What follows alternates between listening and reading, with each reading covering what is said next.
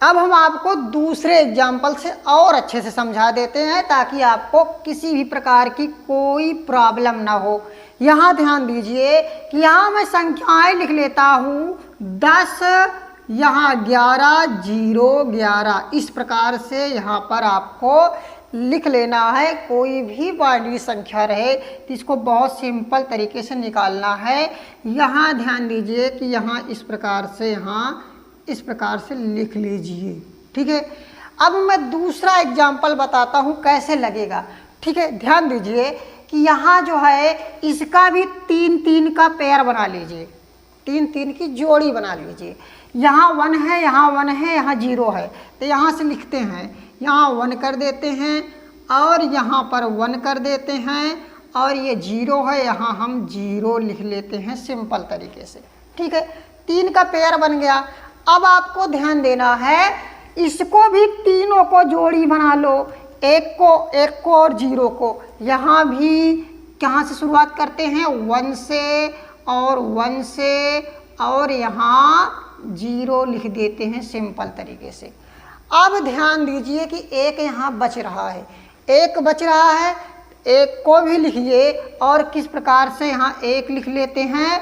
अब ध्यान दीजिए कि यहाँ जो है एक का जोड़ी नहीं हो पा रहा है, इसके लिए आपको करना क्या पड़ेगा, बहुत ही सिंपल तरीके से 2 0 बढ़ा दीजिए, इसके आगे 2 0। यहाँ 0 बढ़ाने से आंसर में कोई फर्क नहीं आएगा, कोई प्रॉब्लम नहीं होगी। तो यहाँ 2 0 बढ़ा दिए, इसकी भी जोड़ी बन गई। अब हम यही फार्मूला लगाने जा रहे हैं, यूज करने जा रहे हैं। कैसे कि यहाँ जो है 1 लिखते हैं और यहाँ मैं 2 लिखता हूँ, 2 और यहाँ मैं 4 लिखता हूँ सिंपल तरीके से। ध्यान दीजिए कि 1 है और यहाँ पर फार्मूले में 2 है। एक एक संख्याओं के नीचे देखिए पेयर बनाए थे, जो जोड़ी बनाया था, और यहाँ मैंने 4 लिखा। यही प्रक्रिया सेम दोहरा देना है आपको सिंपल तरीके से। इन संख्याओं में 1 लिखना है, 2 लिखना है और यहाँ 4 लिखना है सिंपल तरीके से। अब इन संख्याओं में भी वही करना है, आपको 1 लिखना है और 2 लिखना है और 4 लिखना है।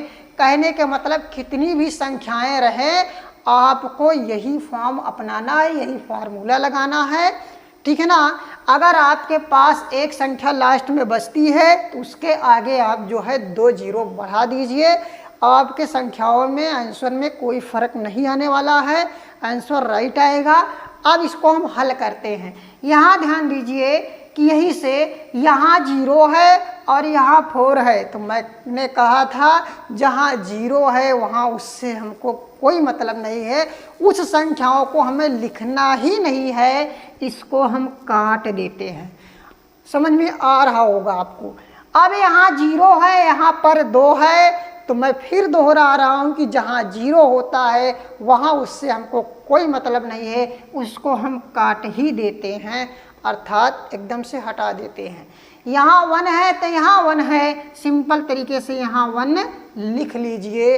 और यहाँ पर आइए, यहाँ 0 है, यहाँ 4 है, इससे हमको कोई मतलब नहीं है, इसको प्यार से ऐसे हटा दीजिए, काट दीजिए, ठीक है ना। उसके बाद ध्यान दीजिए यहाँ 1 है, यहाँ 2 है, तो यहाँ सिंपल तरीके से 2 लिख के यहाँ प्लस लगाइए। और यहाँ 1 है, यहाँ 1 है, यहाँ सिंपल तरीके से 1 लिख देते हैं। अब आपको ध्यान देना है, इसमें आइए, यहाँ 0 है, यहाँ 4 है, इसको आप काट दीजिए क्योंकि 0 से हमको कोई मतलब ही नहीं है। जहाँ 0 संख्या ऊपर रहे वहाँ नीचे की संख्या नहीं लिखी जाती है, उसको काट दीजिए। अब यहाँ 1 है, यहाँ 2 है, यहाँ मैंने 2 लिखा और प्लस करके यहाँ 1 है, यहाँ 1 है, तो इसको हमने यहाँ इस प्रकार से लिख दिया। अब आपको यहाँ क्या करना है, यहाँ 1 है तो यहाँ 1 है, और यहाँ 2 1 3 कर दीजिए और यहाँ 2 1 3 कर दीजिए, क्योंकि 2 1 3 2 1 3। अब इसका ऑक्टल नंबर जो निकल के आ रहा है, इसका निकल के आ रहा है 133। कितना आ रहा है, 133। 1 33 ये आपका ऑक्टल संख्या होगा। अब आपको और समझ में आ गया होगा।